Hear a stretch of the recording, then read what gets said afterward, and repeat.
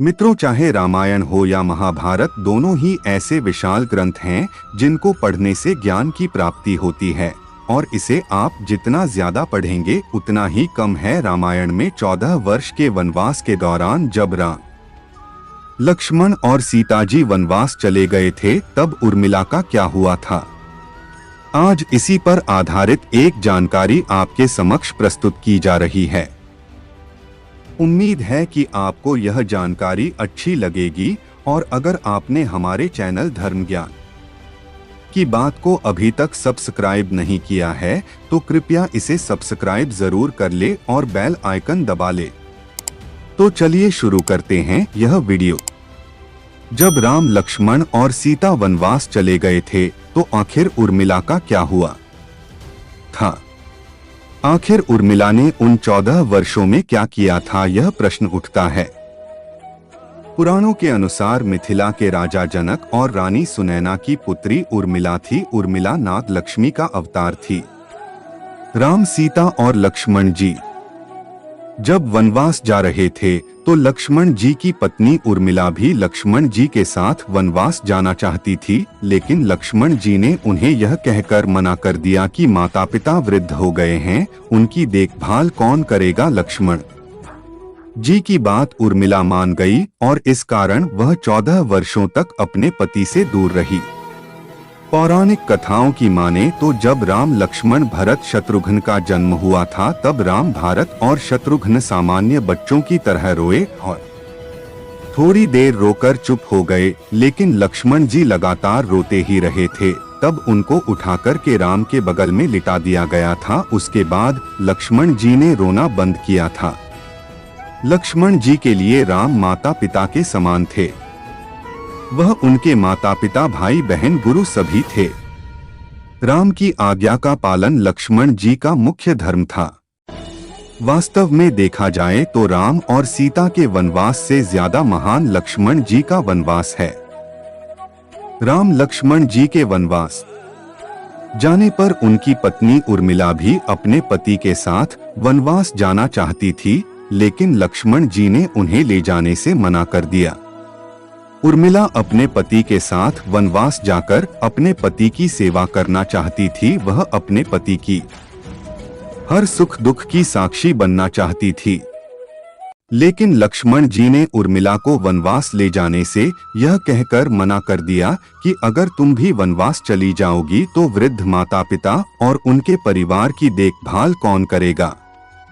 देवी उर्मिला को ना चाहते हुए भी अपने पति की बात माननी पड़ी और वह उनके साथ वनवास पर ना जाकर के अपने परिवार की देखभाल करने और अपने कर्तव्य का पालन करने के लिए वहीं रुक गई। वनवास को जाते हुए लक्ष्मण जी ने उर्मिला से वचन लिया कि मेरे जाने के बाद तुम कभी भी आंसू नहीं बहाओगी, सदैव हंसती मुस्कुराती ही रहोगी।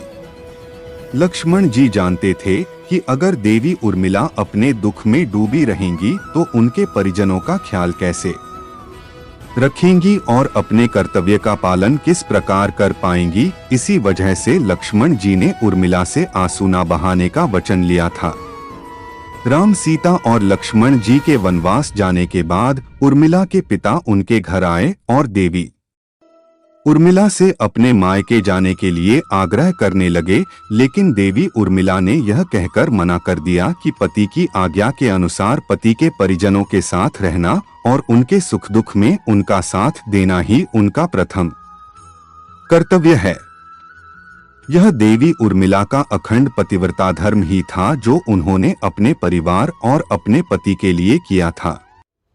जब राम और देवी सीता वनवास में अपनी कुटिया के अंदर विश्राम कर रहे थे तब लक्ष्मण जी कुटिया के बाहर प्रहरी के रूप में पहरा देते थे। ऐसा माना जाता है कि एक दिन रात में लक्ष्मण जी के समक्ष निद्रा देवी प्रकट होती हैं। तब लक्ष्मण जी ने निद्रा देवी से वरदान मांगा कि है निद्रा देवी, मुझे 14 वर्षों के लिए नींद से मुक्त कर दीजिए। निद्रा देवी ने लक्ष्मण जी को वरदान दे दिया, लेकिन निद्रा देवी ने यह भी शर्त रखी कि उनके हिस्से की निद्रा को किसी न किसी को तो लेना ही होगा। तब लक्ष्मण जी ने निद्रा देवी से कहा कि मेरे हिस्से की नींद उर्मिला को मिल जाए। ऐसा माना जाता है कि निद्रा देवी के इस वरदान के कारण ही उर्मिला 14 वर्षों तक सोती ही रही थी और लक्ष्मण जी 14 वर्षों तक जागते रहे। ऐसा माना जाता है कि अयोध्या लौटने के बाद जब श्री राम का राज्याभिषेक हो रहा था तो उस समय उर्मिला नींद की अवस्था में थी। जब लक्ष्मण ने यह देखा तो वह उर्मिला पर जोर जोर से हंसने लगे। लोगों ने लक्ष्मण जी से उनकी हंसी का कारण पूछा, तब उन्होंने बताया कि उर्मिला अभी नींद में थी और पूरी घटना बताई और यह भी कहा कि जब मैं उबासी लूंगा तभी उर्मिला की नींद टूटेगी। यह सुनकर सभी लोग जोर जोर से हंसने लगे और देवी उर्मिला शर्माकर वहां से दौड़कर चली गई। ऐसा माना जाता है कि जब लक्ष्मण जी वनवास से लौटकर उर्मिला के कक्ष में गए तो उर्मिला सो रही थी। जब देवी उर्मिला की आंख खुली तो उन्होंने लक्ष्मण जी को देखा, लेकिन वह पहचान ना सकी और उन्हें देखकर डर गई, क्योंकि 14 वर्षों तक उन्होंने लक्ष्मण जी को देखा नहीं था और वह नींद में भी रहती थी। मित्रों, अब आप यह सोच रहे होंगे कि अगर उर्मिला 14 वर्षों तक सोती रही थी तो उन्होंने लक्ष्मण जी के बताए कर्तव्यों का पालन कैसे किया होगा, अर्थात उन्होंने अपने परिजनों की देखभाल कैसे की होगी। ऐसा माना जाता है कि देवी उर्मिला को माता सीता ने यह वरदान दिया था कि देवी उर्मिला एक साथ 3 कामों को कर सकती हैं। संभवत इसी वरदान के द्वारा देवी उर्मिला ने अपने सभी कर्तव्यों का पालन किया। देवी उर्मिला विवाह के बाद 14 साल तक अपने पति से दूर रही। यह किसी बड़े बलिदान से कम नहीं है। सामान्य स्त्री विवाह के बाद अपने पति से दूर रहना पसंद नहीं करती है, लेकिन देवी उर्मिला ने अपने पति की आज्ञा और अपने कर्तव्यों को श्रेष्ठ माना।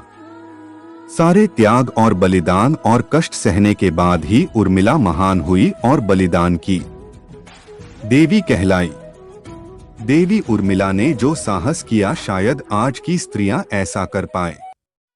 रामायण की दृष्टि से देखा जाए तो उर्मिला पतिव्रता, त्याग और समर्पण की देवी स्वरूप है। आज की पीढ़ी के लिए उर्मिला का व्यक्तित्व सबसे ज्यादा महान और पूजनीय होना चाहिए। तो आपका देवी उर्मिला के बारे में क्या कहना है, हमें कमेंट में जरूर बताएं। और अगर आपको यह जानकारी अच्छी लगी हो तो कृपया हमारे वीडियो को लाइक करें, शेयर करें और हमारे चैनल को सब्सक्राइब करना ना भूलें।